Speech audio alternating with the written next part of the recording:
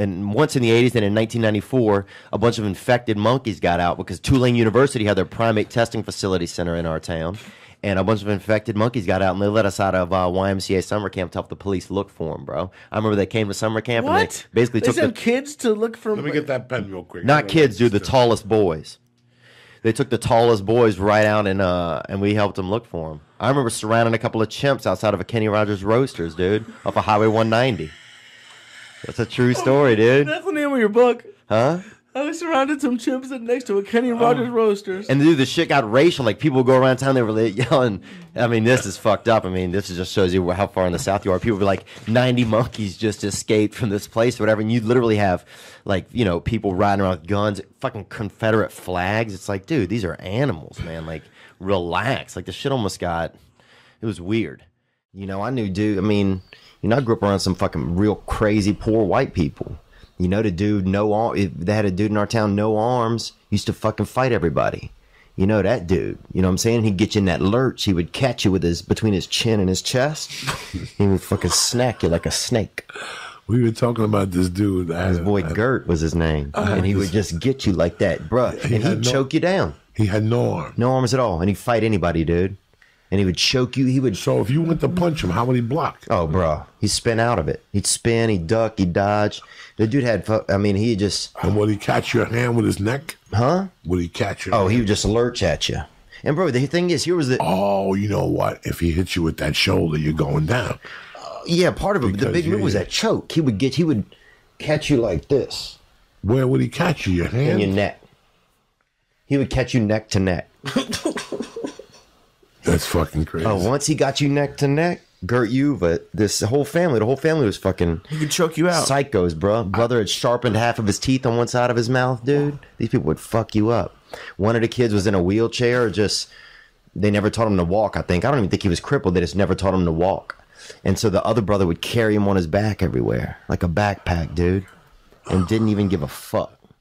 One time we'd go get like Taka vodka, used to be the kind of vodka that we would drink. It was just like this off-brand in our region. Like Todd's almost? Yeah, probably like something like that. Just like whatever. Every place had their own little local brand or whatever. And this was called Taka.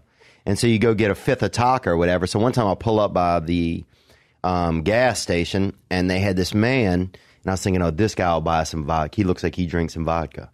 And it was daytime. You know, it was probably maybe 11 a.m. So I pick it. I say, hey, man, will you get us some liquor? He said, yeah. I said, all right, here's the money. You got to go in and get the liquor, come back out and get in the car. It was the kind of dude you got to give exact directions to. Yeah, otherwise you're going to deviate from the plan. Probably 100%. Buy like some fucking Slim Jims and a pack of cigarettes. Yeah, scratch offs. Fucking the dice. Yeah. This dude come out with shoes. So anyway, he gets back in the car. He's got the liquor.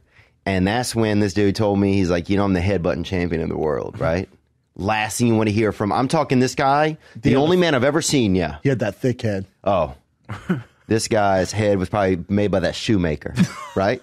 He had that kind of head. He had a shoemaker. Bigger, smaller than Chin's head. Chin's head has a dome on him. It was like Chin's head with another Chin's head on top of it. All forehead? Oh, yeah, but all forehead, dude. God yeah, damn. It was that jaundice snowman. It was like stacking up a couple of Chin's heads, right? This guy had just... Like, you could see his neck, you could hear his neck. If you put your ear up to his neck, you could his neck would be like, man, I'm tired. You know? I'm exhausted. I'm tired. And he was headbutting people? No, he goes, I'm driving us off. He has the vodka. And I want the vodka from him, right? You're trying to get fucked up. And he goes, you know, I'm the headbutting champion of the world, right? And this dude's homeless, okay? So... Did you say, I didn't know there was competition for that, sir? And this is before they had it. This is way before. This is 20 years before Kimbo Slice, right? Yeah. And this man looked exactly like Kimbo Slice, right? But white? With a two-story head. Oh, he's black. But white or black? But black. All right. 100% black. And so next thing you know, he goes, you know, I'm the headbutting champion of the world. And you start to see him kind of just looking at me as I just feel like suddenly... He was sizing up your dome. Yeah, suddenly I'm looking forward driving and he's looking directly at me, right? You can feel it. There is no us. We're not going anywhere anymore. He is just in the car with me. And so I pull, and he goes, do you think you could beat me? And I knew... But when he said, do you think anything at that point, I'm already thinking of the cops. I'm thinking of my funeral. I'm thinking of dude in the back. Get in there. I'm thinking about, I'm the fuck out. But you can't just get out of a car when you're driving it. And that's one of the issues with cars is that you have some responsibility to stay in there and at least pull it over. Just if it's yours. Yeah. So I pull over because I'm not going to get knocked unconscious while I'm moving forward. You know what I'm saying? I'm not a fucking idiot. Yeah. So this dude, he goes, "You want to know?" And I know he couldn't even hear me anymore. I'm saying no. He's seeing red. Oh yeah. For him, it's game time. Yeah, it's game time, dude. Yeah. I'm saying no in different ways. I'm saying no in different languages, and you can tell it's not registering in his head. And he just lines me up, right? And just hit me as hard as he could with his fucking head, bro. Yeah, knocked me completely unconscious. Only been knocked out twice in my life. Once was actually about 3 weeks ago when I fell onto the sofa when I was wrestling with some children. The other time was when this dude, the self-proclaimed headbutting champion of the world, fucking put that one-hit sleeper on me, bro. Here's the crazy part. He didn't even touch me with his hands. Did he leave the vodka at least? He didn't even dipped out. Huh? Everything was gone, dude. Everything was gone. He's homeless, though. Yeah. That's the champ, though. That's the champ. Yeah, how many people can say he got knocked out by the champ? It's a kind of an honor, man. Yeah. And my first thought was, that dude is the champ. And my first thought. That's the champ right there. No doubt that man's the champ right there. Where do you get all those hamsters from? Well, they breed them in our town. I used to work for this group. They used to sell tattooed hamsters and guinea pigs after... They tattoo them? Yeah, they used to brand them with concerts and raves. They would say it's tattooed just to make people not be as sad about it. For what? Like, what did it say? 311, Green Day, anything like of different bands that were coming to town. Toadies. Swear to God, bro. Toadies, Acid Bath. We used to truck these hamsters into the city and fucking vend them, bro. Because there wasn't much work in our town, dude. You know, you had to get what you could get, and they had a man that bred hamsters. And then they had to do the tattoos, and they fucking met up, and that was a merger. That's big business, you know? And they started, a merger? They started... Man, I got me some 300 mouse in my house and shit. And some other guy's like, you know what, man? I'm a pretty good tattoo artist. That's Louisiana. And that's it. A merger is... Dude, they had one kid in our neighborhood who... his dad was a Elvis impersonator, right? But in a small town, like, you don't work much. You know what I'm saying? Like, if they only have 1,100 people in town, nobody needs a fucking Elvis impersonator. You know? For what? And he was really just a drunk, you know?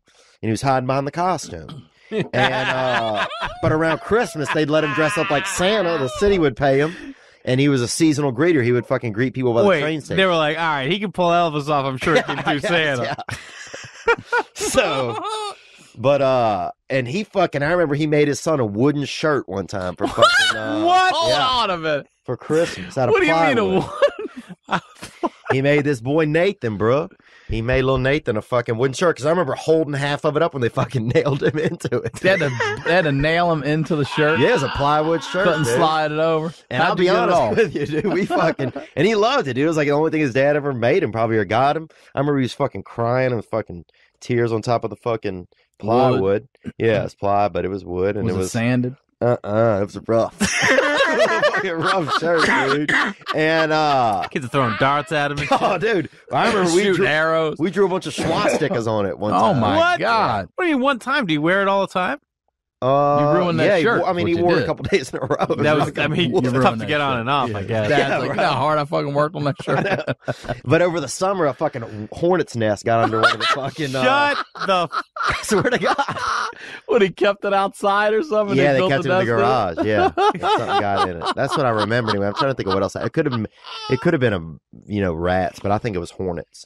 But and we didn't draw swastikas on it because we were anti-Jew. We didn't know any Jews. We just seen like drawings and shit at school and pamphlets and shit, you know. Yeah, I believe you. But anyway, we locked this big girl in our town. We locked this big girl one time. We ate some acid, and we locked this big girl into a room at this party, and we kept going in there with fucking pots of fucking warm water, fucking pouring it on her. I feel bad. I feel horrible, dude. I didn't look. We was kids and we were on acid, dude. And then, bro, you can't tell me this story when I'm straight. You gotta tell me on mushrooms. You locked the girl. I just remember. How old were you? I just remembered How old were you? Probably 16. Oh, that's terrible. I know, but here's the thing. Let's say I was 14. That way it makes it sound not as bad, bro. But look, you were 8. No, she ate acid with us, bro. She ate acid with us, dude. And what happened was, and we kept going in the room with like these pots of warm. I don't know why we had the pots of warm water, because I think we just were fucked up, dude. and we would like pour a little on her, but not like torture. She wasn't in a cage or nothing. She was just, you know, free range in this room, right? But I think she was scared to come out. And then one time we went in, bro. We heard this loud sound, and we went in, and I wonder why. She had ran against one of the walls so hard, bro. Had fucking moved the entire wall in this house, dude. Huge girl, about 240 pounds. Beautiful girl, too. The most beautiful, biggest girl that I've ever known. Oh, my God. Beautiful girl. Beautiful hair, beautiful face. Just large and beautiful. But she fucking got lifted, bro. And I always like making people laugh. Like I used to do a similar thing when I was a child. At the lunch table, we'd get some kids who were mentals, or a couple of them might have been mentals, and a couple kids that were well, you know, and we get there and sit them to make them drink milk and then tell jokes and do stuff until one of them just blew milk out of their face, you know? And if you get some straight up just couple mentals, boy, some straight up sawed off humans, you get them to, dude, you get them to straight up blow leche out their dome, dude. That's America right there. You know what I'm saying? And that's when I knew, I was like, oh, I got some kind of a gift here. You know? Almost blew the throat out of this one boy named Tot. T-O-T was his name. Kind of a bad name, too, to be mentally challenged. But also easy for him to spell. And, I'm not joking, that's what his father said. And easy for him to spell backward and forward. Same name, Tot. Dude, I was in Louisville one time. I came out of a show. They had a big group in a limousine. They invited me to go to an after party with them, right? I was like, I'm only coming if my boy can come. And they're like, who's your boy? And I'm like, Cedric. They had a brother nearby, right, wearing this Louis Vuitton jacket, dude. Probably about 60% homeless, right? And they're like, that's your boy? And I hadn't even talked to this dude, right? I was like, yeah, that's my boy. And like, all right, he can come. So I fucking walk over to him, looking right in the eyes. And I was like, what's up, man? I'm Theo. He's like, Cedric. And I was like, all right, dude, I told these people you're my friend. You ever been in a limousine? He's like, nah. I was like, all right, come get in with us. Just act like you're my friend, right? We're going to a party. He's like, all right, man. So we go in the limo, bro. We're in there, hot chicks, dudes, people fucking. Little Cedric kept saying, we're friends. That's what he kept saying out loud, right? Kind of fucking not the best actor, bro. But did we get to this house party?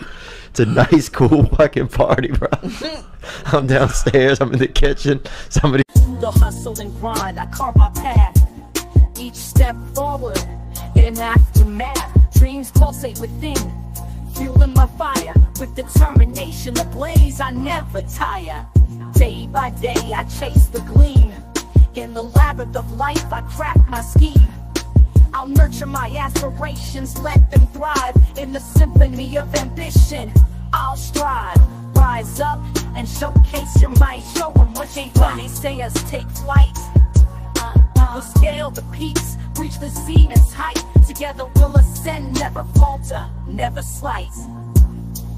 In the face of adversity, we stand tall. With grit and valor, we heed the call. No setback too great, no hurdle too steep. We're the architects of our destiny, the dreamers who lead. So let's rise, let's soar, let's defy the limits imposed. Reach for the sky, with unity as our strength and courage as our guide. We'll conquer the horizon, side by side. He's making us a drink. I'm talking to somebody. Fucking 6 minutes later, I hear a fucking somebody scream. I hear a window break, right?